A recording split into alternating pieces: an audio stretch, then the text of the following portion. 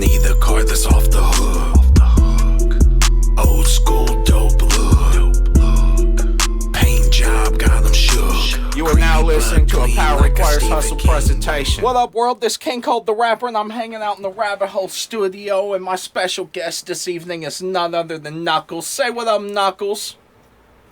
What's going on, people, man? I appreciate you having me tonight. Man, I appreciate you being on. I swear we've been talking about doing this forever, but between coronavirus and a motherfucker being busy, you know, it's been some crazy shit going on. And you know what's ironic, dude? That's the first time I've mentioned the coronavirus shit since like the beginning of this shit, because I've tried not to mention it because I don't want it to bother me and yada yada. But dude, it sucks being an artist and not being able to do shows and events and meet and greets and all that bullshit. This is the first year in like 15 years that my whole summer hasn't been devoted to either pro wrestling or rap music or both. You know, it's some crazy shit, man. But look, I'm happy that you're on the show, Knuckles. It's been great. You know, following your career. I think the first thing I ever heard from you was the legendary Cowboy Boots and Shorts song. You know what I'm saying? And you know what's crazy? I'm pretty sure Cleasy shared that to me, if I'm not mistaken. I kind of think I heard of you through Cleasy, yeah. Man, hey, so listen, you brought up Cleasy, and I think Cleasy is one of the connections I had to you too. But listen to this, man.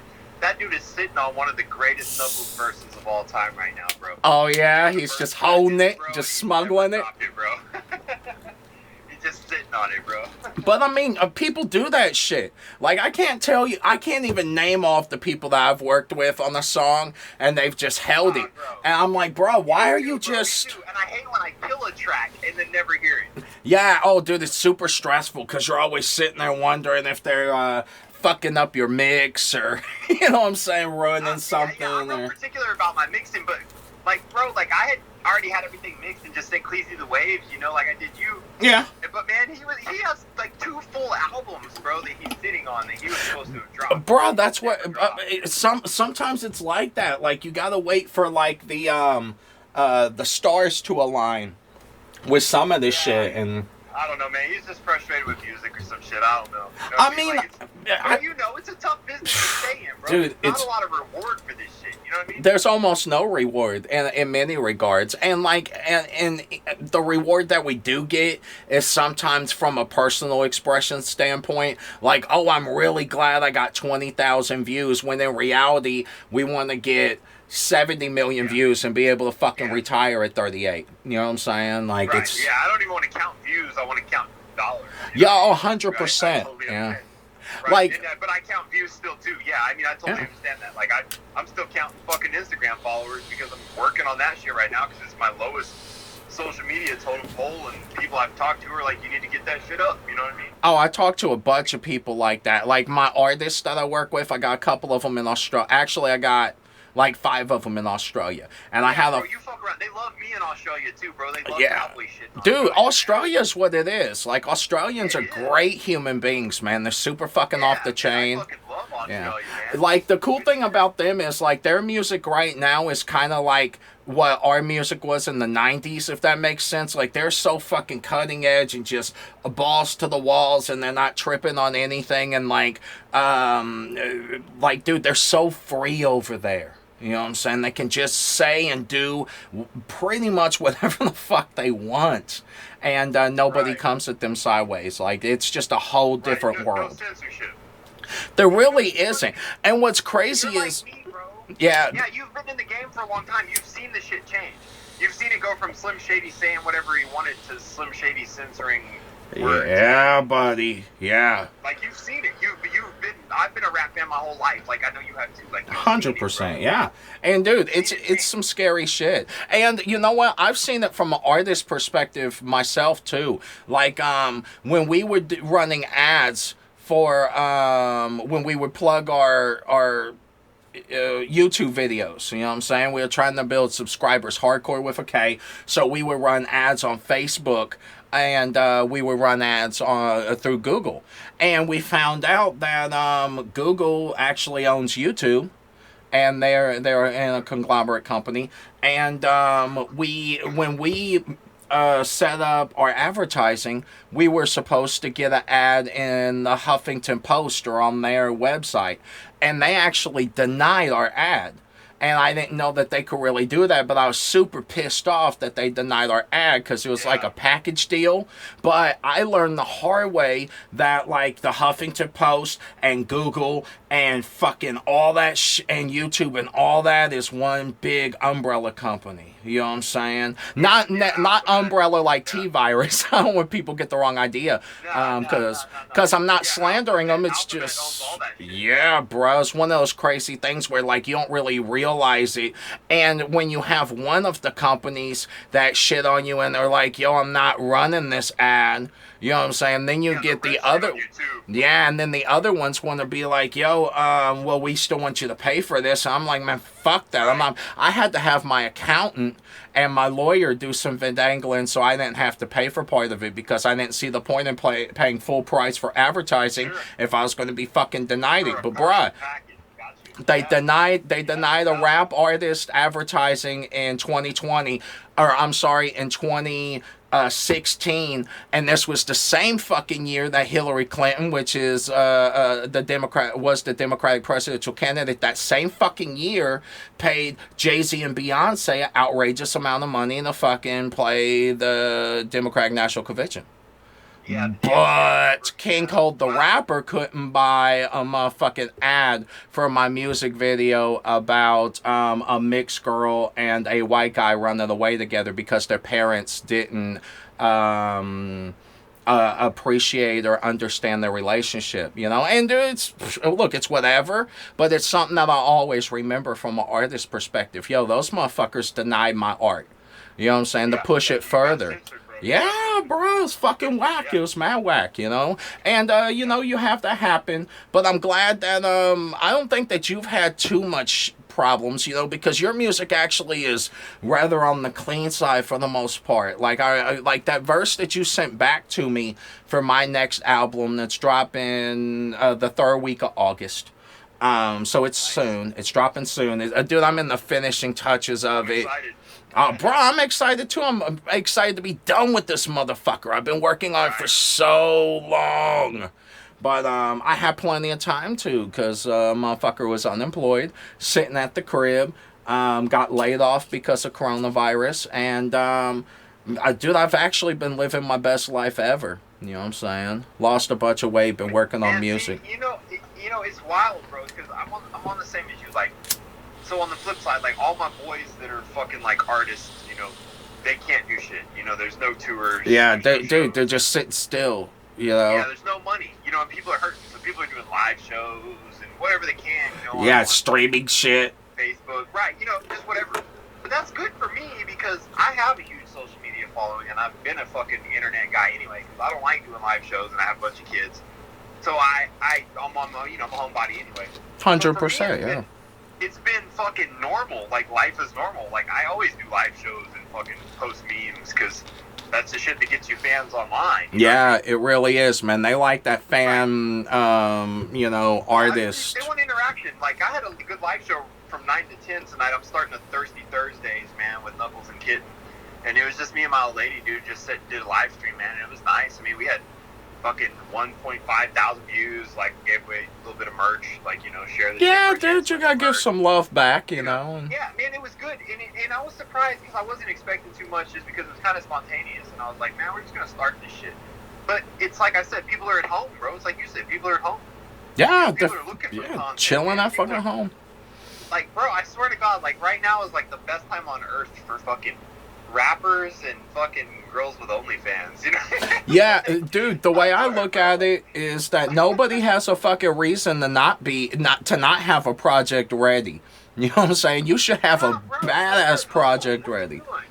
Yeah, 100%. Unless you're learning some college courses or something, like you taking Harvard classes, like Harvard's offering free classes. Like, what are you doing? Like, you got all this time. Like, everybody's got all this free time. I'm just curious, like, what are people doing with it? Are you being fucking lazy, or are you trying to get some work done, you know? Bruh, you know what? I keep it moving with everything I do. I had a... Yeah, I do, 100%. Like, I had an argument with a couple of my artists the other night, and I normally don't let people fucking get in the middle of shit, but this is what happened. So one of my artists, I basically told all my artists in this big-ass group chat that we have, you know, it's important that you maximize the amount of people that you have on your Facebook and on your Twitter and on your Instagram. You know, add people and branch out and meet people and not just add them, but like socialize with them and like figure out a connection with them. And this is why some of these cats had like 700 followers or some shit, you know, on their Facebook. And I'm like, bruh, you need to get that number up. And they argue with me about it, and I was, because they didn't want a bunch of people in their personal life or something. And I'm like, bruh, do the math on it. You know what I'm saying? If you sell everyone on your Facebook a CD and t-shirt combo for 20 fucking bucks, bruh. Like, if you have 5,000 fans, that's $100,000 a year you could be making per project, bruh. You know what I'm saying? And per project, you're exactly right. Yeah, 100%. But you know, something else even bigger than that is he said he didn't want people in his personal life, bro. If you want to be a rapper, you want to be a public. There is no private. You know what there I mean? is pride. It's all There is no private. 100%, man. People need to understand that shit. I had an argument with another one of my artists way back when. Dude's not on the label anymore, and we don't speak his name on some Voldemort shit, for real. Right. But not for real, 100% on some Voldemort shit. We don't talk about him. But his old lady at the time hated that. Like, he wasn't allowed to have female fans on his Instagram and Facebook and Twitter or whatever fuck.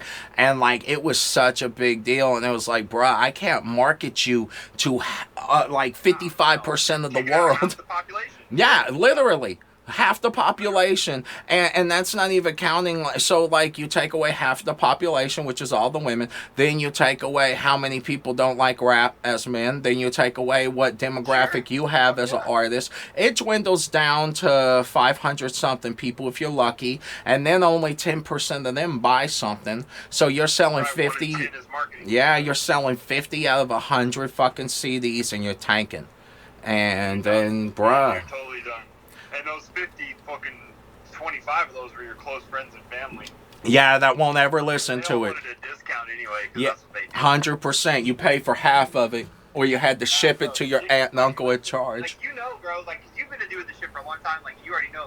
You get no support from the people around you until you get support from strangers. Bruh, that's real shit, too. I really like that. Yeah. Like, No, really like you know what's crazy, dude? I was talking the other day, and a buddy of mine was asking about Jason, you know, Jelly Roll. And he was like, Right. you know, how did you link up with him and everything? And I was like, man, it was a friend of a friend thing right when he got out of prison. And my buddy was like, hey, you should really work with him. It was right after I did UGH 52, and I had a little bit of buzz from this one song that I put together for just that project. And it worked out really good because I sold a bunch of the mixtapes, you know, and like pre-sold them. So, like, I had them sold before we got them, and it was really cool. Yeah. So, like, that sparked a little bit of interest. And, you know, dude's buddy got at me and was like, hey, you definitely need to work with Jelly. So, dude, I worked with Jason. The rest was history. It worked real well. Well, my buddy was asking, like, how does that work out and everything? I was like, look, his wife is his manager right now. And he was like, bruh, why in the fuck is his wife his manager? And I was like, because sometimes your wife is the closest confidant that you have. You know, and bro, you gotta stay close to family. And my wife is definitely my closest confidant. Like, I could tell her anything music-wise and shit like that. And I'm sure you're best friends with your motherfucking wife because y'all are sloppy in love on the fucking internet. You know what I'm saying? Just, it's ridiculous. Yeah, bro. You know, it's funny though. Like, you've gotta have those close people. Because, man, my wife will tell me, man, she's the only person who will look me in the face and be like, this shit sucks. That's like, brutally real, too, yeah. Like, I'll come home with some shit and I'll be like, yo, check this out. Like, okay, so listen, this is the funniest fucking story ever. Bro, I should totally play this shit for you sometime. I still have the recording.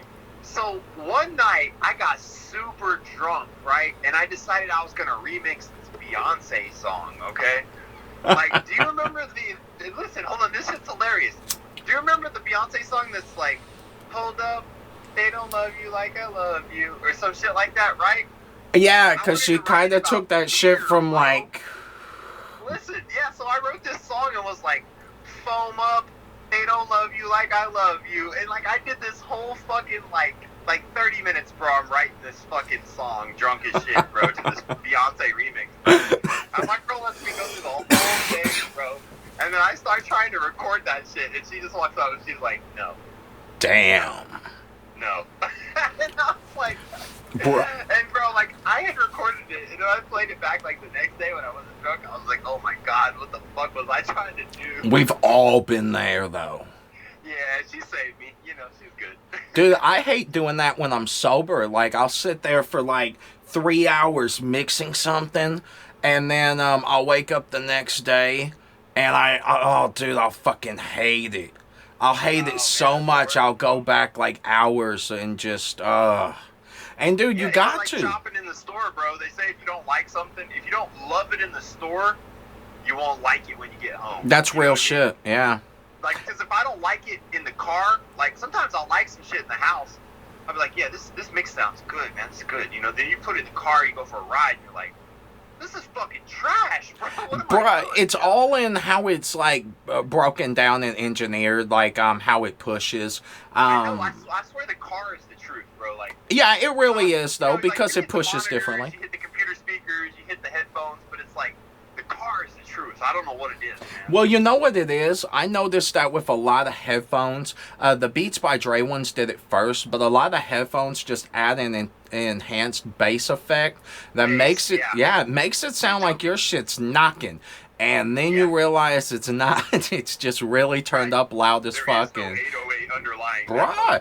And you don't know it until you know it, and then you put out, and you're like, fuck. And dude, the worst thing is when you have somebody else mix something for you, and dude, they swear to God it's the hardest shit ever. And then, dude, I can't tell you how many times I had a platinum producing engineer. This is real shit, man. He's his name's Phil Duckett. He worked with Nelly on Heart of a Champion, and he has a platinum plaque. That's real shit. You can Google it. That's real shit. And you know what? I met him through Cleesiana Jones too. So fucking props to Cleesy is the fucking connect, man. I fucking hate Cleesy, bro. I hate him because he's so negative all the time, and he'll never do shit, but he's such a good artist. But bro. I'll be honest with you. Like, he's negative, but is he wrong?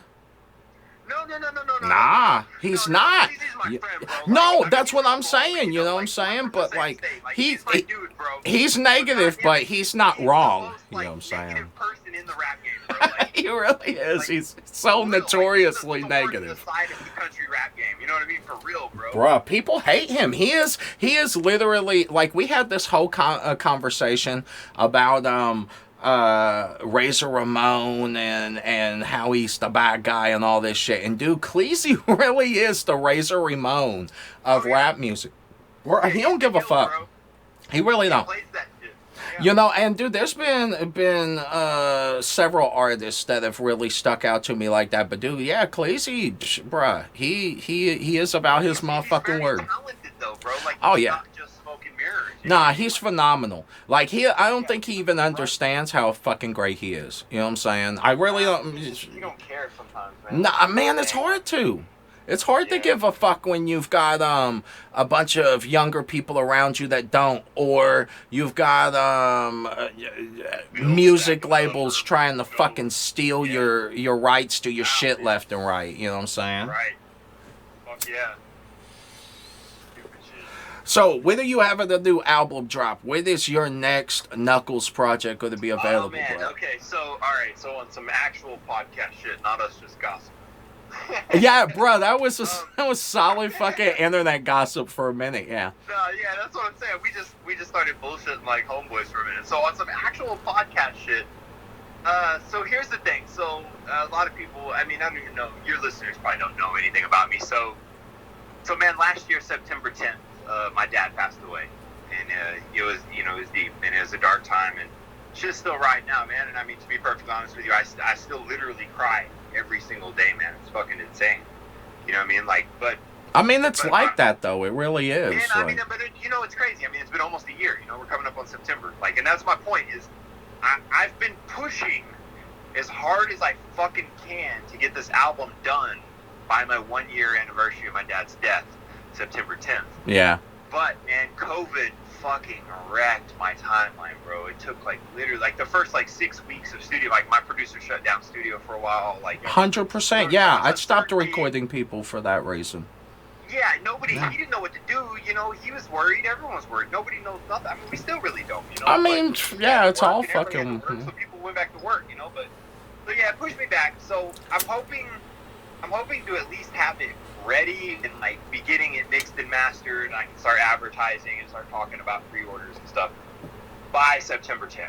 But realistically, I just don't think, you know, I still have about 4 songs that I totally have to create, and I'm waiting on 2 verses to come back from people. And that's the worst part of it, dude, is waiting on fucking verses to come back. Yeah. Counting on other people sucks, you know. It sucks dick. Like, I scrap whole fucking projects because the fucking single track didn't come back, so I gotta fucking delay it. I literally have one song that's been pushed back 4 different times. My song with Mad Child was supposed to be on my first fucking album. It ended up on my 4th one. Real shit. It took Mad Child. Dude, my girl's fucking constantly trying to flirt with Mad Child on Instagram. Dude, you know what? Mad Child's a great human being, man. He really is. Like, dude, I love Mad cool. Child. Like, but tonight we were live streaming, bro, during the show, and like, she doesn't follow very many people on Instagram, but she follows him, and she's like, she does this thing. She's like, he always interacts with people if they comment first whenever he posts. Yeah. So tonight she had commented on one of his posts. And, like, during our live stream, he liked her comment or something, and she was like, oh, man. She fucking fangirled out about it. She freaked out, bro. And I was like, all right, Shane, I got you, bro. I was like, got my wife fanboying out in the middle of my live stream. I mean, fuck it. That's, like, she is in the business now, you know what I'm saying? Bro. I discovered Mad Child genuinely, organically, through one of his songs playing on YouTube after the end of another song. Wow. And it was fucking Devil's Reject, bro, and I was like, holy fucking shit, who is this dude? You know what I mean? Yeah, and I I mean, immediately just Googled him and started looking shit, and I was like, oh my god, he's not even American. Like, what the Nah, I thought that was cool that he was a Canadian cat, you know what I'm saying? Yeah, like, it was a whole thing, and this was, I don't know, it's been a couple years ago, you know what I mean, 4 or 5, but I sure enough was like, man, this guy's talented, bro. Like, I genuinely think he's talented, man. You know, I know he's been through a lot of shit. I mean, I've kept up with I mean, dude, he had a couple years where he was having, well, not really even years, but he had some hiccups along the way. We all do, but like, you know, his was public, and that sucks, man. It really does. Yeah, but yeah, I mean, and that's the problem, is he was just big enough that when you fuck up, people notice, you know what I mean? Yeah, dude, that's why you gotta fucking really walk on eggshells in a way with bro, a lot of shit. I maintain, like, and you know, this is a big thing too, like, and I deal with this a lot because I'm a country rapper, you know what I mean? And like, bro, I'm not like a rebel flag waving country rapper. I'm just not, because I have Black people in my family, you know what I mean? Like a good large portion of my family. Like a lot of people don't know it, but my brother is actually mixed, you know, my half brother golf. Right, you know what I mean? Yeah, that's what I'm saying. Like my mom's sister, all of her kids are Black. Like, yeah, you know, so it's like when and dude, it's really crazy because like me and you have a similar stance on shit in that way, and it's amazing, dude. You don't realize how racist people are until it's like you're standing around the group of dudes and they're casual as fuck about it. And it's that's like, exactly right. And dude, it's like, oh, it can break glass. Because, dude, it makes me so uncomfortable when people, you know, spout out in a negative instance about somebody because they're Black or this or that. And I'm like, oh my God, dude, like my blood boils. Bro, I cringe at that shit, you know, especially in you know, in my particular specific niche genre of fucking hip hop, like. Yeah, it's common. It's common as fuck, yeah, bruh. Bro, you know, like, Rebel flag waving and shit. I'll be honest with you. Like that. The First Amendment limit of anybody to Yeah. say whatever the fuck they want. But dude, you know what I mean? it's what it boils down to. It isn't like people saying whatever they want to. It's them denying other people being able to say what they want to. Is what it boils down to. Because this is Yeah, I don't America, fuck with and that it's a mixing pot of a bunch of different cultures, and literally people come here to have the freedom to be able to express themselves. And bruh, So, it is. Okay, listen. So exactly fucking that. So my Yeah. point, and this is, I'll tell you a little bit about my album right here. So I have a new song coming out called Army Brat, bro. That I'm talking about that. So my dad's a retired sergeant major, man. He did 27 years in the military. Some weird shit going on in our country. You know what I Oh, mean? dude, it's That awful doesn't right mean now. I hate my fucking country or that I think there's a greater country or anything like that. Like, Nah. no, bro, I love America. Don't Dude, fucking- I genuinely could not imagine myself living anywhere else in the world. No, I've lived somewhere else. I lived in Germany for 3 years. 'Cause, Yeah, I mean, dude. my dad Oh, was a yeah, military yeah. You were on a man. fucking army base then. Right, yeah. Well, we lived on the army base, but we were, we did shit in the country too, and there were people Oh, yeah. who hated us just for being American. Like, that's real shit, you know what I mean? Wow, that's crazy. So, like, you literally had white people hating you Well, for yeah, being a 'cause I white was person kid, from so, another like, the place. teenagers, right? Well, because I lived in Frankfurt, Germany, it's like the second or third largest city in Germany. Yeah, it's big as fuck. Yeah. Yeah, Frankfurt was fucking huge, man. So I lived on an army base, but if I was a kid, I was 13 when I was over there. You know what I mean? So if we left if we left our American neighborhood, like the Germans and the Turkish teenagers would want to fight us and shit, bro. That's some crazy We were shit, American. dude. Yeah, it was real shit. They didn't want us in their country. You know what I mean? Like, it was real shit. It was wild. Wow. Yeah. Yeah, I know that I have a buddy of mine from the UK, and that man said that like people over there don't like Polish people because they come in and they take a bunch of jobs that like people in the UK would want to have, and like literally they have racial tensions like we have racial tensions with other white people. And it's Absolutely. dude, it's the craziest shit. But now that I hear you say that you had similar problems in Germany, like, Oh, sure. bruh, I guess it's more common. That's some silly shit, though. I mean, it just takes me by surprise that white people would literally hate white people for no reason. But people hate people for no reason, so bro, fuck it. I'll tell you something even deeper than that, man. It's a people problem, bro. So I have a good friend, man, who's a rapper, and he's from Kenya, bro.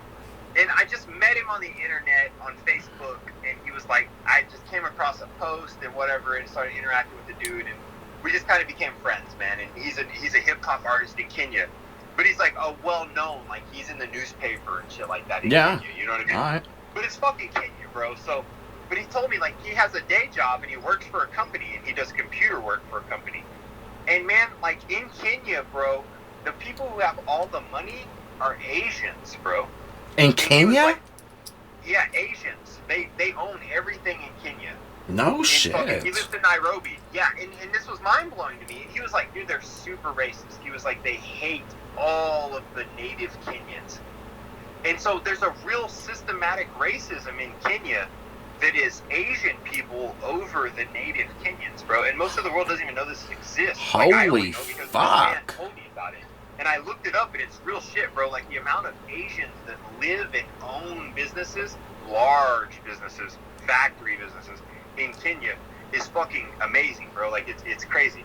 And so, yeah, there's hatred there from Asians to Kenyans. Like, that doesn't even make sense. Like you said, like, white people hating white people and end up in Kenya to hate Kenyans. Like, what? It doesn't even make sense. Like, Yeah. the amount of hatred humans can have for one another is mind-blowing sometimes. Oh, dude, it's ghastly. It really is, And it all boils down to the almighty dollar.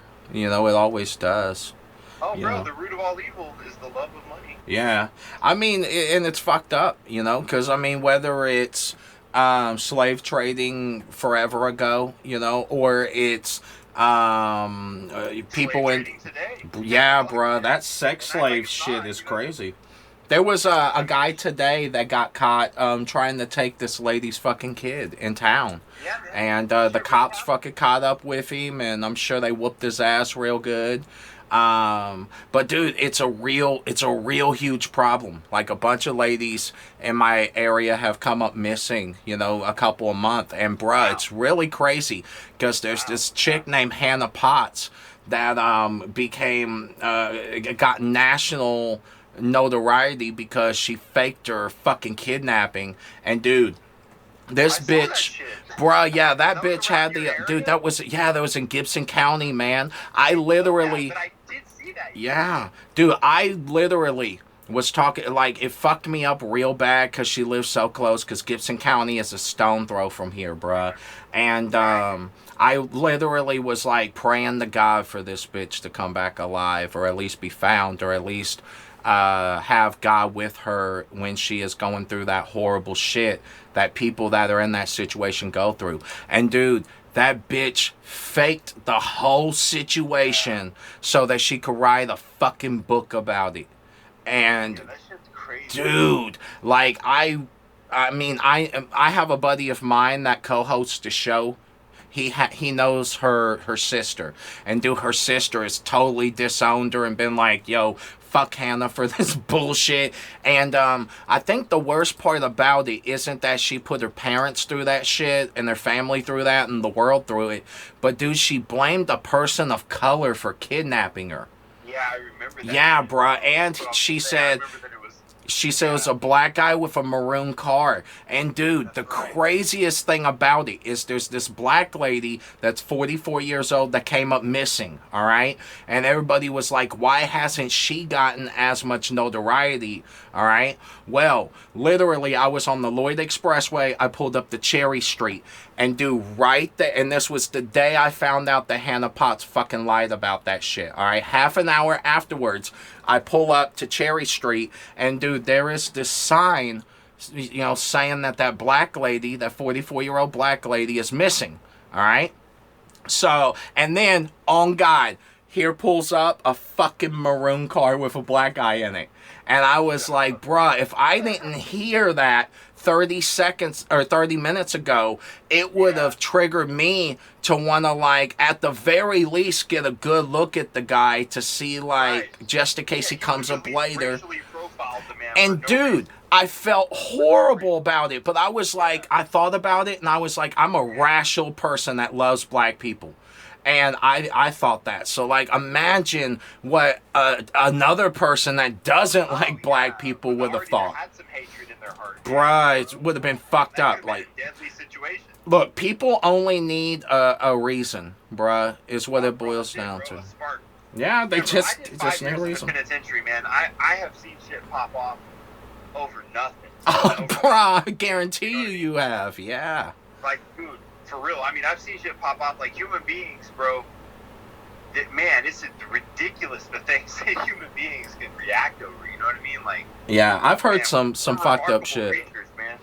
Like, for real, we're remarkable creatures. Like, In positive and negative ways, but I mean that's all on perspective too. Like I've known some really crazy, horrible people. Like for example, at my place of work that I used to work at, like dude, they did this like prisoner referral program shit. So we would have people that were like in rehab programs coming out of like halfway houses and shit like that. So dude, I was able to meet like the gangsters and the motherfucking white supremacists and all these crazy fucking people. Like I met this one dude that did 16 and a half fucking years, bruh. Like he thought he would never get out, and they gave him fucking parole. And dude, he worked his way up, and he ended up being my fucking boss. You know what I'm saying? Nice. And I thought that I wouldn't get along with him at all because of the prison thing, you know, and just who he was as a person. But I actually got along with him just as well as everybody else because I accepted the fact of who he was. I knew to take him at face value. You know what I'm saying? And it is what it is, man. Like it's just one of those deals. Like I remember when I first met you, you came at me sideways as fuck because I made a post looking for a new music manager, and I said I didn't want any felons. And you were like, well, why can't you have a felon? Blah, blah, blah, blah, blah. And I was like, well, calm the fuck down. I want to be able to go to Canada because that was when we first linked up with Mad Child, and we literally wanted to go to Canada and hop on one of those little legs of shit he was doing up there. And it's hard for felons to get passports, bro, you know. Canada fucking, yeah, my girl is a twin, man, and her twin sister is married to a Canadian, and they live in Canada. Wow, no shit. Ashley's a fucking twin. Yeah, and I can't. Yeah, and she doesn't look anything like Ashley. Oh, so they're not what's it called, platonic? They're not platonic or whatever. No, they're fucking identical twins, bro. Oh, okay, so you're being a dick. All right, cool. Like, Ashley looks way better. Bro. Like, You better fucking say that. I'm not even kidding. You can Google it. I mean, Knuckles, fucking sister-in-law, enter. What the fuck? Like, yeah, no, but for real, she lives in Canada, so I already know, like, it's impossible for me to go, like, to take a trip up there. It's nah, dude, you would have to smuggle yourself in, and I'm not saying that you can't smuggle yourself into Canada, because I know for a fact you can, but I wouldn't suggest it. I mean, you really can, and bro, who the fuck is, I mean, who's gonna look at you different? Who gives a fuck? Canada, and it's weird, man.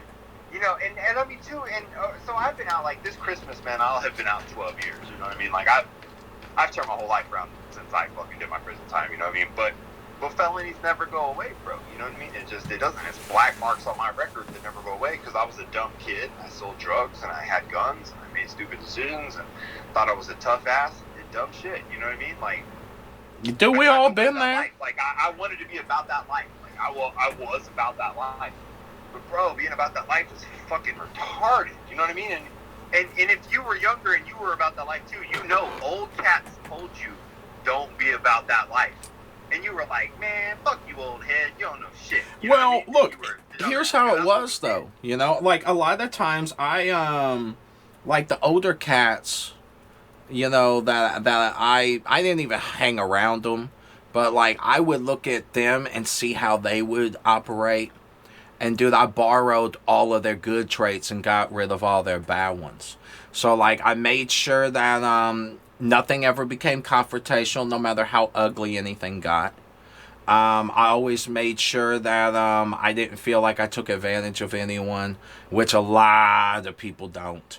You know, and I didn't even look at it from like a perspective of doing wrong. I was just in a weird ass predicament in my life, you know, just not really bad decisions, but just like that was where I was put, and that's what I did, you know. So fuck it. Some people become air conditioner repairmen, and some motherfuckers become rap artists.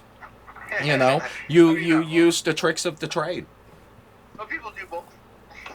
Yeah, I mean, but dude, here's the thing. Like, it went from like grilling CDs at the gas station to, dude, now I own my own LLC and everything is taxed, and I make sure that the government gets theirs, and you know, in fact, this is how real I am about the government and making sure that I don't fucking owe them a goddamn thing. You know what I'm saying?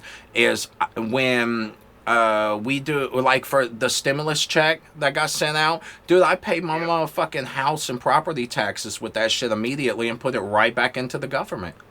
You know? And dude, I know a lot of people that would not have done that, but bruh, I put it right back because I know the government took a fucking hit and got punched in the fucking eye anyways with the coronavirus bullshit. Bruh, I didn't want to feel like I owed anyone anything. For real. I agree with that, man. I never want to feel like that, bro. When I got out of prison, bro, I had a shit ton of fines and shit, man. And I went to work for a landscape company. And I just worked, bro, like 80 hours a week, man. You know what I mean? I just worked. Yeah, dude, I'm under the impression it costs you a lot of money to be in prison. Oh, bro, it was terrible. I was like 10 grand in debt, bro. But I was fucking, within a year, I was off an ankle monitor.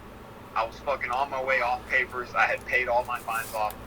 You know what I mean? Within a year. Just because all I did was work. I just worked my ass off, bro. I worked.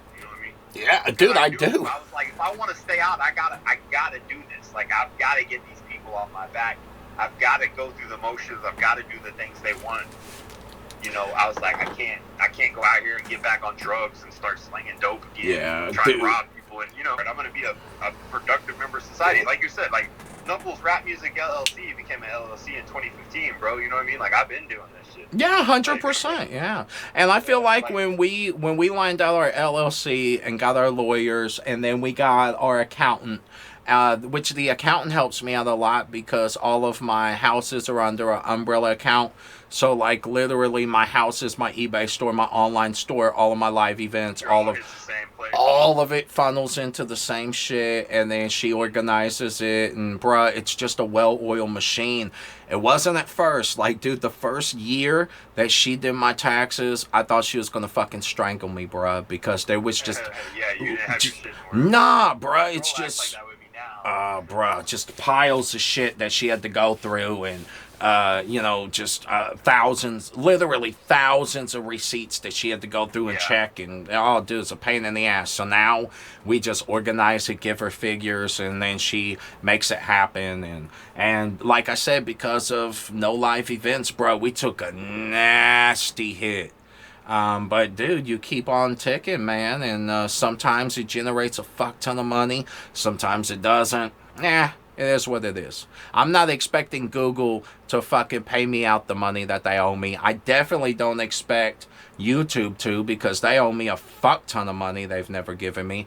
And bro, it just is what it is. I understand. They're gonna fucking get us for whatever they can. And that's just the way that it is, you know. Big companies eat.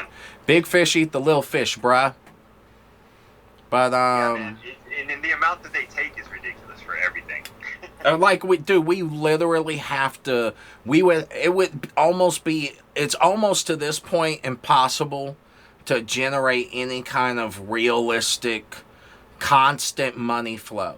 You know what I'm saying? And because, dude, I'll literally, and what I mean by that is, it doesn't do bad, but it doesn't do consistent. Like, one month it'll be this figure, which is off the hook great, and then the next month it'll be way bigger. And then I'm sitting there looking at stuff like, what did we do between this month and this month to get this many more plays in fucking Singapore? What? Like, bruh, you don't know. You have no idea why your music got popular in Berlin, fucking Germany, or wherever. But, dude, it does out of nowhere. You get a fat-ass bunch of money, and then you gotta disperse it, like, into new projects and advertisement and fucking this and that. And, bruh, it's spread thin. You know what I'm saying? Over a lot of bread. You know what I'm saying? Oh, bro, for sure. Yeah. Yeah, money, dude, it doesn't go very far. Everybody wants a piece. Like, everybody, you know what I mean? Like, people don't understand how hard it is to be a rapper. Like, it's a joke, you know what I mean? But literally, you gotta pay for everything. Like, you don't get shit given to you. Nah, dude, you really don't. They be even trying to charge these cats for spots at shows nowadays and shit, you know what I mean? You know what, dude? I was, I had one person approach me. Actually, it wasn't just one person. It was several people, but from the same music conglomerate that approached me about doing, some shows with them and shit. And I was super excited. And then, dude, they hit me with the final total. And I was like, what is this all for? You know? And they broke it down for me, and bruh, it just was not a realistic thing that I would ever be comfortable with doing. Dude, here's my thing. If you don't want to pay me, that's cool. But dude, don't expect me to pay you, and don't step on my toes about my merchandise table, because that's how a motherfucker gets his bread. I have no problem doing a free show as long as I don't have to travel too far. And I can have a fucking table with my girl's titties added to sell my merchandise. 100%. And dude, I don't want to do a meet and greet thing. I don't like that shit. And now, I don't mind doing it, but I do it from my merch table. I don't like doing it separately in front of people's business or in front of their fucking advertising posters, because like I feel like they misrepresent me as an artist if I'm standing in front of Bud's fucking energy drink and I have no idea what that shit is. Like, I don't like that type of shit. You know, you don't know who owns what business, what their history is, who their fucking parents are. Like, I blame promoters for that shit, bro. Like, promoters don't know how to do shows nowadays.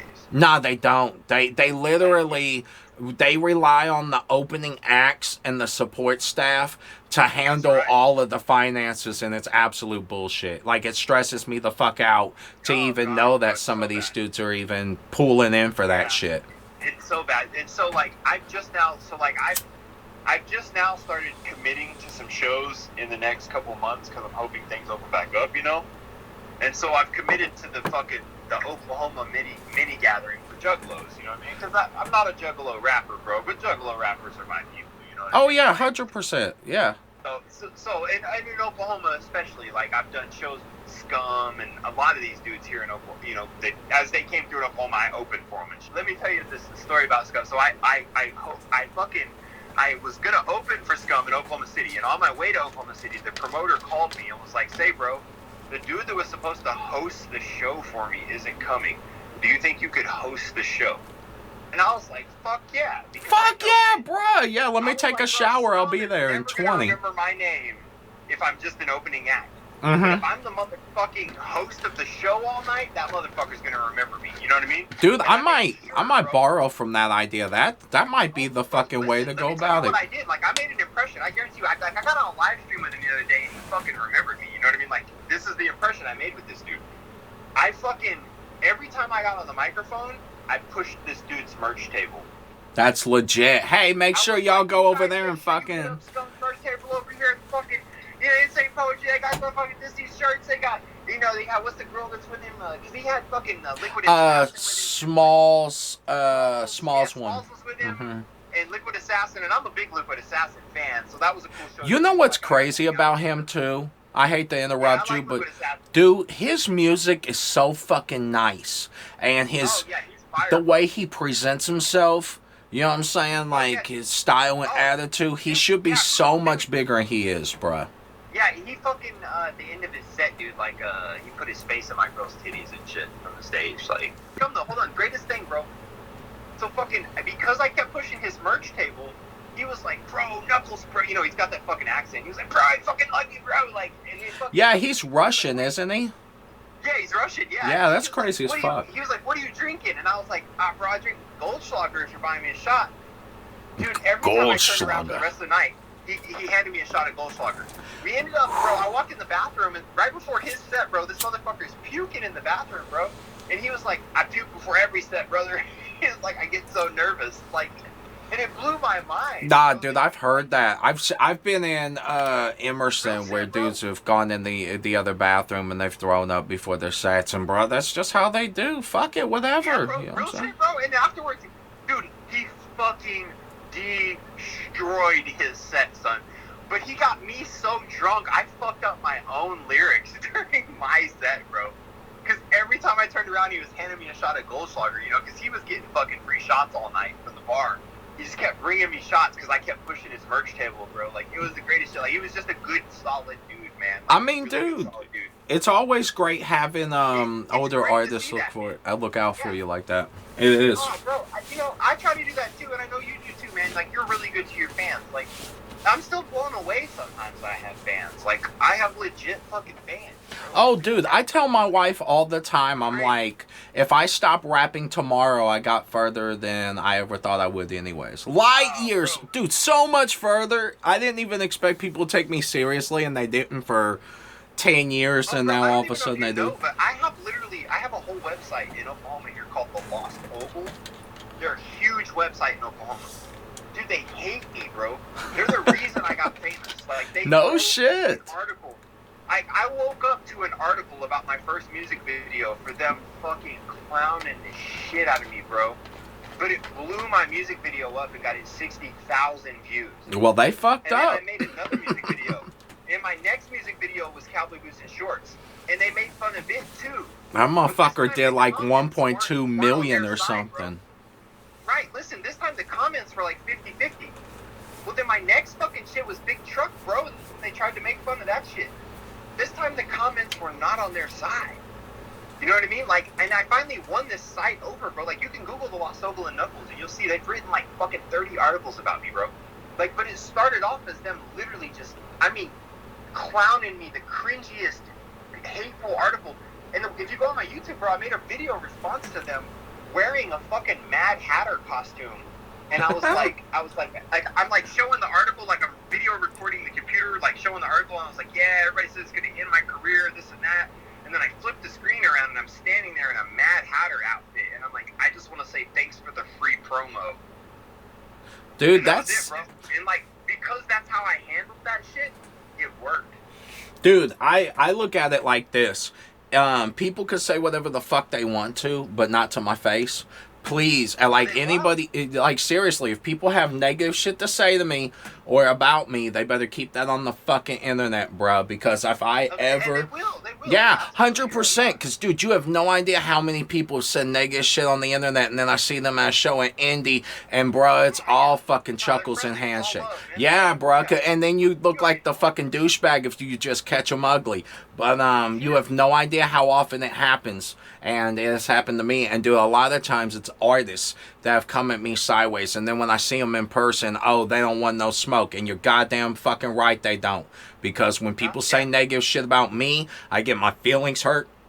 I take it personal, you know what I'm saying? And then I want to fucking break someone's face over it, bruh. And that's my thing, is bro, I'm a battle rapper too, you know, so if somebody dissed me, I would diss them back. I have no problem keeping I used to do that shit. And you know what? I used to put them on blast, and then I stopped it. Because, like, the way I look at it is this. If people say a negative thing about me, rap-wise, and put in a song, that shit's getting listened to 0 motherfucking times. At least by me. Like, dude, I don't let people's negativity fuck up my mental state, man, because I vibrate at my own fucking pace. And, nothing wrong with being above that, bruh, you gotta, dude, you have to be above it, because imagine if you wrote a diss track about every little fucking dude that says something negative about you on that message board. You know what I'm saying? Like, I've learned. I've written, you know, I've done a couple diss tracks. Like I said, I do battles, which that, of course, is different. That is 100%. But do you do the battle that's like I did the battles, like the Eminem battles, where it was like, all right, throw on the beat, and then we get it, and then a minute goes by, and then you stop, you know? But, or do you do the battles like, I do the acapella shit, like King of the Dot.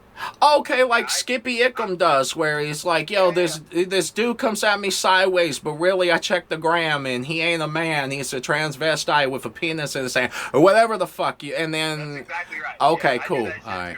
Alright, cool, on my YouTube channel, I have a couple, I've done some lives, and I ran, you know, me and James Coleman, Craze, I'm sure you know who Craze is, James Coleman. I do, yeah. Yeah, we ran Bomb Squad battles, man, forever. We built that shit up all together. Oh, dude, that's cool as shit. Yeah, like, we had the biggest online rap battle shit running for a while, bro. Like, me and him built all that shit together. Like, we've done, and it's crazy because James Coleman is, like, one of my closest friends on earth, bro, and I've never met him, bro. Oh, I got a bunch of people like that. He's in Detroit. Yeah. I'm here in Oklahoma. Like, 5 years, bro, solid. We've been strong, you know? Yeah. Like, we both got our pages verified, like, a week apart from each other. You know what I mean? Like you know what's crazy? My motherfucking pages aren't verified, and people freak out about it. But I'm like, this is exactly why my shit isn't verified. Because when we can work on that, though. Well, no. When I went to do mine through Twitter to have it verified, it wanted me to log in with my Instagram and tie it together, but it wouldn't let me log in with my King Kold Instagram. It would only let me do it with my real life Instagram. And dude, it has all of my kids' pictures connected to it and shit. Dude, I'm in this... Yeah, dude, I'm in this world where I do not tie all that shit together. I almost hate that I have to even have a Richard Westbrook Facebook page at all. Yeah. You know? Okay, so interestingly enough, since you mentioned that, bro, so I'm part of a Facebook Insider developership, and Facebook is about to... They're already implementing it for trial runs. They're changing the way pages work because of coronavirus, and it's not going to get rid of profiles, but it's going to allow you to seamlessly scroll your news feed as your page. And they're getting rid of likes. So, you know, like right now your page has likes and followers. Yeah. Like my page has 210,000 followers, but only 175,000 likes. Yeah. So they're getting rid of likes. Likes are going away. So it's just going to be followers.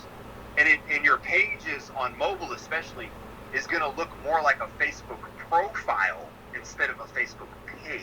That's weird. Like, why would they do you that? can read the articles, but like this shit it's gonna be helpful for people who run pages. That's the whole point of it. So for people like me and you that want to be on the internet as King Kold and as Knuckles, like, it's going to make it easier for us to do that. Yeah, so Steve-O can have his page without having to be Steven fucking whatever. Yeah. That's exactly right. You won't have to scroll the internet. Like, you still have to have your profile, but it'll be real seamlessly there'll just be a button or something where you can just click it, and now you can comment on any of your friends' stuff as your page. That's 100% Right now, how it should work. Right now, you can't comment on profiles as a page unless they have the settings set. Or they tag your page. So that you'll be able to comment on any profile as a page. That's huge. Dude, do you know how tight it will be to make a page trolling people? Just like a page literally just to troll people, like on Twitter. Like, just go into people's pages and dog out there. Yeah, and not a profile, because a profile will get banned real quick, but a page would. No, a page is it's a public domain, bruh. Yeah. Funny. Yeah. But yeah, they're gonna implement that. I just recently read that like 2 weeks ago, and it's coming, towards the end of the year. So you'll see it. Just remember when you start seeing that shit popping up, because they're already like I said, they're beta testing it already with pages bigger than ours. That's crazy. Well, I hope it fucking works out, because if it can make my page bigger, I'm down with that. Yeah, me too. Like, and just to be able to interact as my page with anyone would be huge. You know what I mean? I feel like it would, like, because they minimize our reach so much down to like 10%. Sure. Oh, Jesus, like, sure. at least I would be able to talk to 3,000 people at once instead of just 500. You know what I'm saying? Yeah, it's ridiculous. Your Facebook profile, yeah. My profile, I have like 5,000 friends and a bunch of followers too, and like 200 people see anything I post. Yeah, dude, like family members will be like, "When's your CD drop?" And I'm like, "Fucker, last week. Where are you at?" And they're like, "Bruh, I haven't seen shit." And I'm like, "That's why I don't run ads through Facebook, because like if you're not a fan of rap music to begin with, you're not going to see the ad because it doesn't appeal to your preferences through algorithms." All right. Yep, so exactly right. What's the point of me running an ad to find new fans if it doesn't fucking work that way? So I mean, we all kind of share the same 500 fucking underground fans at this point, and 50 of them buy shit, and they only buy from one artist a month. So, bro, it ain't my month yet. It's funny because I feel that way too with the country rap genre. Like fucking half my Facebook friends are fucking Big Poe and Appalachia Dawn and all that. Other fucking rappers, bruh. I went through all and rappers that I'm fucking friends with because I like their music and they fuck with me too. But shit, they're not buying my shit. You know what I mean? Fuck no. And dude, it's brutal because I'm like, at some point, like, I like it when they kind of come at me sideways because then I get a reason to vote them off the island. I don't like just getting rid of people for no reason. But dude, when people come at me, I don't let them do it more than once. You know what I'm saying? And that's just who I am. Bro, I've been through the gamut. And dude, if they come at me sideways in a message and I don't like it, bro, I'll just block them all together. And people get really heated. Like, dude, they'll send me a text message like, "Motherfucker, you a hoe bitch," and then I block them on my phone. I'm just like, bro, I don't have, like, if you're gonna be so mad and get confrontational over something about how I run my business, bro, it's peace.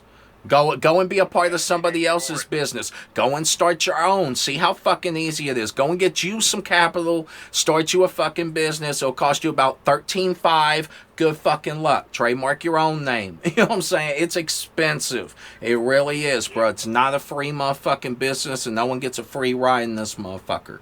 You know? Yeah, no, that's the key, bro. You don't understand. People don't understand. When I tell people how much money I put into my music, like, bro, they stop. You know what I mean? Like, they don't want to hear it. Oh, dude, it makes me sick in a way. $1,000 on each one of my music videos. Yeah, dude. Like, I literally was telling my wife the other day, because I was going through all of my fucking spins that I get globally. And because I get pie charts and all kinds of this beautiful breakdown, and it's crazy that I can... Dude, I dig in deep. I figure out what my shit is, you know? And we went through the pie charts to see where we fell into different demographics and shit. And it's just unreal that, like, my highest selling, or my highest spun album to date, and my highest selling, for that matter, is my album that I made the entire thing for like $1,300. And it was all me. No collaborations, no nothing. I made it for like no money. And then, you know... Wait, is it the Drink Alone album? Yeah, fuck yeah it is, bruh. Really? Yeah, dude, it did great. It did fucking phenomenal. I don't know why. I still, to this day, have no idea why it did so good. And, I mean, it's a great album. It really is. But, yeah, like... I have it, but it's not my favorite album. Yeah, dude, it's not my favorite either. Swear to God, it's not. But, dude, people fucking like it. But, and then I have, you know, songs that, like, a single song on the album that cost me $1,300 to make. And it's like, oh, Like well... Drinking Problem? Nah, Drinking Problem was very reasonable. On God, it was. Yeah. Like, you have no idea how reasonable it was, but I mean, that's neither here It's a nor there. great song, though. I mean, but dude, you work with somebody for multiple times, and like you get invited to some fucking album release parties and Right, yeah. See, music maybe video they shoots fucked and me in shit. with fucking Jelly, because I tried to reach out to him after you told me to reach out to his old lady. Like, I can't find any of his management information. Like, all Dude, the it's just you management reach out to Bunny. Bunny is Well, his that's the thing, manager. I'm not friends with her or whatever, and I couldn't find it. So listen, when I started Googling, like, I just did the thing as though I didn't have any information. So I started Googling. And literally a lot of his information was old management shit. Yeah, So I because got he on used to Facebook be and was managed like, by "Hey, Sean bro." Noons. You Right, know? I got on there as Facebook and was like, hey, how the hell do I get a hold of your management? I was like, all of your links are old, bro. I'm trying to help you out here. And I saw that he saw the message, or, you know, someone did, but never responded. And I was like, damn it, Jelly, I'm trying to help you, Look, bro. Like, here's the thing. A lot of times, bigger artists, man, they don't necessarily... Oh, dude, sometimes I I'll know, have... bro, I know. I have Like, my you daughter... have multiple people looking at pages. I mean, even me, I have Yeah. multiple people that run my page. You know what I mean? Yeah. Well, I don't look... see every message because somebody else may have seen it. I'll have situations where, like, I'll give my daughter my phone to use the Roku, you know, and she will, and like, I'll have messages pop up, she clicks on it, and then the message is fucking gone, bruh. You're not wrong. Yeah, and then, dude, it gets buried under shit, and then I have no idea what happened, and then 3 weeks later, somebody's yelling at me over a fucking text, and I'm like, bruh, if it was that fucking important, why didn't you just message twice then? Right. But- Yeah, but you know, too, on the flip side, like, I would hate to message someone like Jelly, you know what I mean? Because, like... Look, Jason is one of the most down-to-earth motherfucking human beings on the planet. Seriously. Yeah, and I know that. And you know, me being me, whenever people fanboy out over me, I always am just like, yo, I'm a human. And I know that Jason's the same way, bro. Yeah, You he know, is. at the same But, time, dude, I've been money a is fan money, for a long bro. ass time, you know what I mean? Yeah. Like, Well, a long ass time. look, money is money. Holler at that man. You know, I mean... got that. I know, you know, I know. I just can't find his information, bro. So I'm telling you. I'll get it for you. I will personally tag his wife in something for you or something. I'll figure it out. Yeah, that's all we gotta do. Tag my wife and his wife.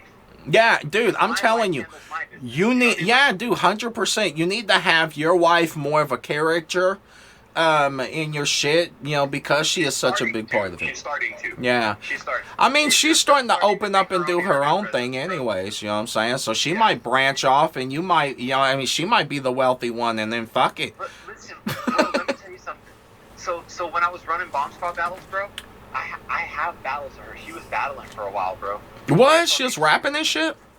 Yeah, but just a cappella. She can't stay on beat, but she can rap a cappella real well. She's really good with words. And everybody thought I was ghostwriting her shit, and I genuinely wasn't. Like, I would give her some phrases here and there, and little shit, you know what I mean? But, Yeah. But, you know, she genuinely, bro, she would put in the effort. She would go in the bathroom and practice. She would record her own videos, you know what I mean? Like, she was doing everything. And, bro, she was beating dudes, bro. And, like, she was smart. Like, she would use her sexuality against them. Or if she thought they were going to be mean to her, then she would call herself a fat girl. Or, you know, like, she was just using her brain, bro, to beat them in the battles. It was brutal. I wanted to make her famous, bro. I didn't even want to be a rapper. I was like, let me use your fucking beautifulness and this rap music, and let me make you famous with my social media marketing skills. It's way harder to make a man famous, bro. Oh, bruh, it's an uphill battle the whole time. Oh, god damn, it's so tough. But all I gotta do is have my girl flash a smile in her titties, and 50 men are automatically her fans. You know what I mean? Like, Dude, it's that's crazy, real bro. shit, Like, too. It's stupid. It is. Like, and it's real shit. It is. But she's just now starting to get into the internet some and want to gain a little following. And so that's fun for me because I'm helping promote her now. And she's been promoting me for 5 years, you know? So it's fun to flip that back. No, but dude, you got to. Like, you know, when my... We're a good team, man. She's my partner. I wouldn't Yeah. even... And I always tell her that, bro. I'm always telling her, I'm like, yo, I wouldn't be kind of famous with a verified account if I didn't have you. I'd be a local fucking garbage-ass rapper doing trash shows to try to fuck hoes. You know what I mean? Yeah. Like, I wouldn't have a career. Yeah, I do. I would just be a local busted-ass rapper trying to fuck bitches. Like, that's it. That's all I would be. I'd be one of these dudes in my town. Yeah. You know, but I'm not. Like, instead, I'm the dude that's, like, outside the town. Because everybody knows, like, Knuckles is on a whole different level than all these other dudes in town. Like, I don't even fuck with the shit around here. You know what I mean? You know what? I literally have quoted myself saying that I don't want to be the most famous rapper in my city. I want to be the most famous rapper on a plane leaving my city. You know what I'm saying? I want to... That's my thing, too. Yeah, 100%. The person that they're like and I say this, too, just because this is me. I always say, a lot of people want to get rich and famous to be seen. I don't want to get rich and famous to disappear. Yeah, dude. 40 acres in the country, you know what I mean? 100%, man. Yeah. I've gotten into growing my own food and farming. I know you have. Yeah, bruh, I'm all about it. I see it. I like that. Yeah. You know, I'm in the prepper lifestyle too, man. I like self-sufficiency. I'm country. I like that. Like, yeah, dude. And here's the thing, man. Like, growing your own food is a beautiful thing. So I definitely want, dude. I've been looking at this house, way far away from the one that I have, in literally the middle of fucking nowhere. It's like this little ass town with 900 people. Dude, it's my ambition to move there. It's got a lot of farmland. There's nobody around me. Bruh, I need that in my life. I just need to go outside and be able to see nothing the fuck else but land. That's what I need too. I just need a good, solid internet connection. Oh, 100%. Yeah, bruh. I do online gaming and shit. I gotta stay connected to the internet, you know. Sure. That's what I'm saying. That's the only thing I gotta have. But I gotta be in the country, bro. I need to be in the country, but I gotta have a good internet connection. You know what, man? With this music shit, I always thought I would have to stay in Evansville because I kind of like... Things started really popping for me here, but now I'm to the point where I realize, like you said, you know, the genuine fan base that I have is not here, bruh. It's internet based, and you know, connecting with people from really weird, obscure parts of the world sometimes, you know, and you really don't need to stay fucking put, you know. You can go wherever you want to and really be able to, as long as you can reach your social media platform, bro. You can touch a lot of people's lives from the privacy of your own home. I know a lot of artists that don't do tours at all, man. The Joker, I think he did one tour for his Welcome to the Show album, and dude, I really think that's the only tour he ever did. Yeah, no, he doesn't. I don't think he tours either. No, I mean, dude, I talked to him about it, and he's too busy. And it's like, how would you would have to have such a outrageous stage production budget to really do the Joker justice, because his music is so... You're not wrong, bro. No, dude, it would have to be like Broadway play. His videos are so big. Yeah, it would have to be Circus Olay big. You know what I'm saying? It would just... Yeah, dude. Yeah. It's funny, too, man. Yeah, I'm glad you plugged me in with him, too, because it's been fun fucking following along with him. Oh, he's a great human being. He gets a bad rap, dude, but he is one of the most down-to-earth, genuinely beautiful artists that I've ever had the pleasure of working with. And, dude, he just changed my whole opinion, because before I worked with him, I didn't want to do music videos at all. Not at all. I didn't want to put my face on the music. I was like, fuck it, I want it to stand on its own. And, dude, he was like, fuck that. You need to do a video. Come out to LA, work with me, yada, yada, yada. I'll show you some shit. And, bruh, he most fucking certainly did. Hell yeah, bro. Yeah, dude changed my whole... Like, I came back learning how to do the videos and how to, like, not direct, but, like, how to co-direct somebody, you know? Like, they're getting this shot, but, hey, what if we got the shot from this perspective, or what if we film this? You know, adding those extra elements to build a beautiful story and tell a beautiful story. And, he taught me a lot. He really did. So if you ever get your motherfucking money right, you go to LA and you, dude, Go out there and work with him. Book all of your shit through Travelocity. Get your, you could get a fucking car book through him. You get your hotel and your flight all in one package, and you save yourself a ton of money. You can literally do it for probably half of what it cost me 5 years ago when I did it. Oh, I'm sure. I mean, because of coronavirus and shit, bro, fly the fuck out there, you know, and do it. Yeah.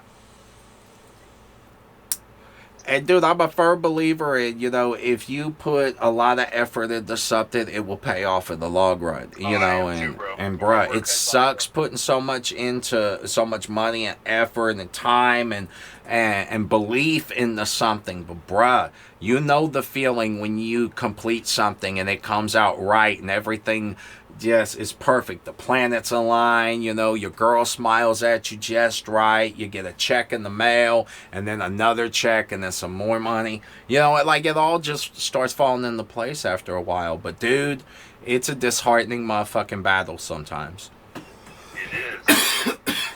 Yo, we got thunderstorms like crazy, bro, right now in Oklahoma. Don't be fucking dying, Knuckles. You know what I'm saying? On the phone, right? On the podcast? Oh, wouldn't that be some shit, bro? Knuckles fucking... God took him out, bro. Just dead space, bro. Fucking fried in the kitchen in your cowboy boots and shorts, bro. Fucking... Oh, that would be crazy. That'd be some shit. That's good. Knuckles, man, I appreciate you, bro. We talked for about a motherfucking hour straight in this bitch. Oh, yeah, bro. No, yeah, definitely good, man. I'm glad you could have me on, man. Oh, dude, 100%. Yeah, dude, I appreciate you. Do you want to drop your online information? Okay, so check this out. So, I don't know how many listeners you have, but I'm gonna drop some information right here, bro. That's world premiere, just because it's your show. Exclusive. So, exclusive, bro. Like for real, King Kold gets the exclusive right here from Knuckles, bro. Nobody knows. Well, okay, I'm lying. So my supporters on my Facebook, on my verified Facebook page, my supporters know the name of my album, but I only have 11 supporters, bro. I mean, it's starting out. Next interview, you'll have several hundred. This is still like a world premiere, bro. Yeah. World premiere, bro. So Knuckles' new album that's coming out is called The Rodeo.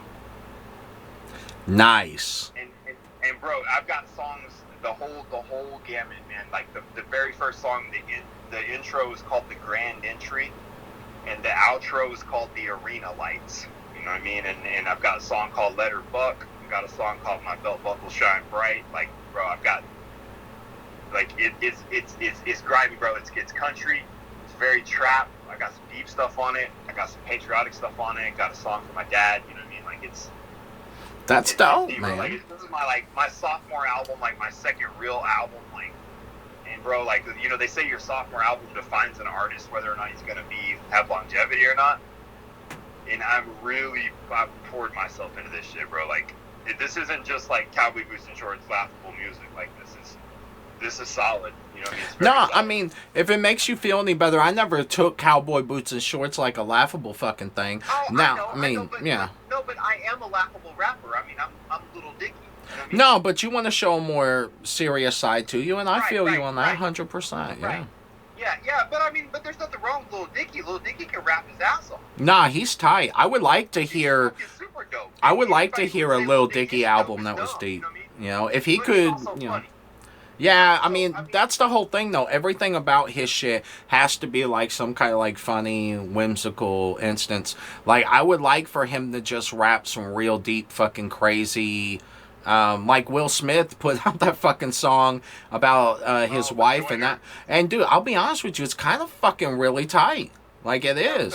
Yeah. I liked it. Yeah, I thought it was cool, and what Will Smith does with his dick and whatever is his motherfucking business. You know, the whole internet's going to be opinionated, but fuck it. As long as he keeps it out of little kids, I don't give a fuck what Will Smith does. That's exactly right, bro.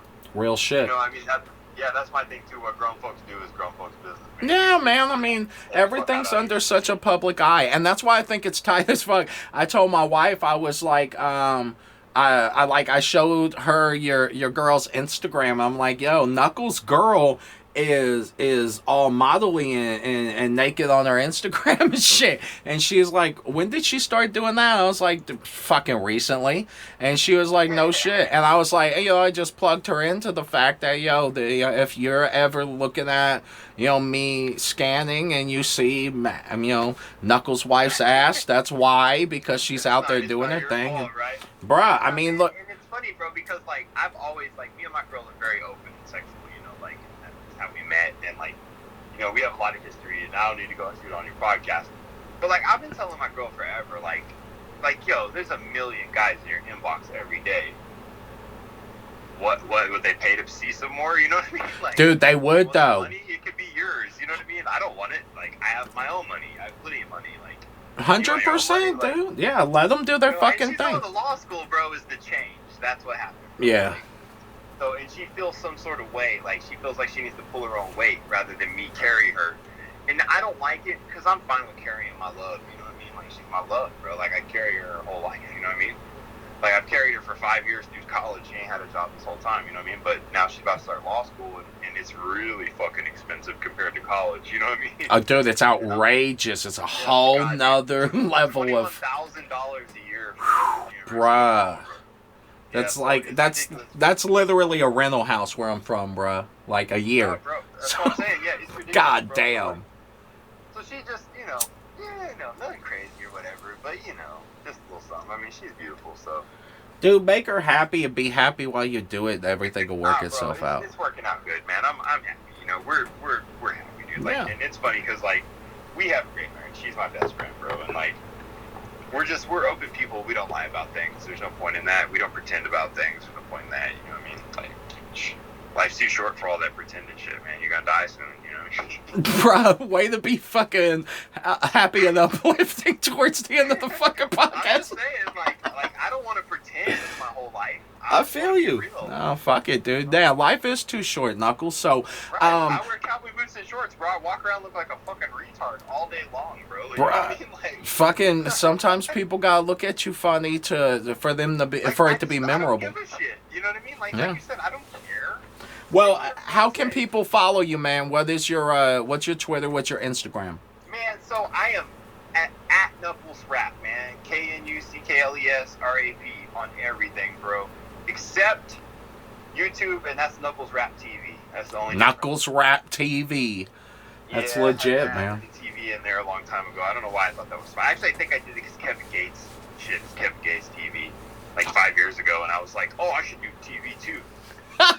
Fuck it, whatever, man. It still says TV too. I'm gonna look when we get off the phone. I'm gonna go look at Kevin Gates YouTube. I'm pretty sure it still says Kevin Gates TV. Jesus. I just changed my shit, but I haven't. I just never have. But yeah, so Knuckles Rap, man, on everything. I mean everything, bro. Pokemon Go, bro. We'll rap on anything. Just Google some shit. Go to Pornhub and type in Knuckles Rap. You never know what'll happen. Jesus Christ. We'll get. I'm sure you people will get to that point in your career. Y'all will get bored of Instagram, and you'll just have to fucking. Tell you what, though, if there's anything on there, I didn't upload it. How about that? Okay, you know what? All the celebrities say that shit. Let you get a couple world tours under your motherfucking belt, and I bet some videos slip out. Oh man, that's rough, bro. Just make sure you metonymize that shit and get paid, and then it don't matter. Yeah, man, get that money, bro. Get that no money. Doubt. All right, man. Well, look. Knuckles Rap, man. KnucklesRap.com if they want to hit the website. That's the hub for everything. You know what I mean? All right, Knuckles Rap it is. Well, thank you, Knuckles. We appreciate you for coming on the show, man. Yeah, bro. Keep us in the motherfucking loop with your new album, man. I definitely want to hear it when it drops, man. Tag me in that shit. Anything new you put out, keep me in your loop, all right? Yeah, absolutely, bro. I appreciate you having me on, man. All right, no doubt, man. We'll do it again sometime. I promise you. Absolutely, bro. All right, man. Be easy. All right, peace. Like. I need a car that's off the hook. Old school dope look. Paint job got them shook. You are now listening to a Power Requires Hustle presentation.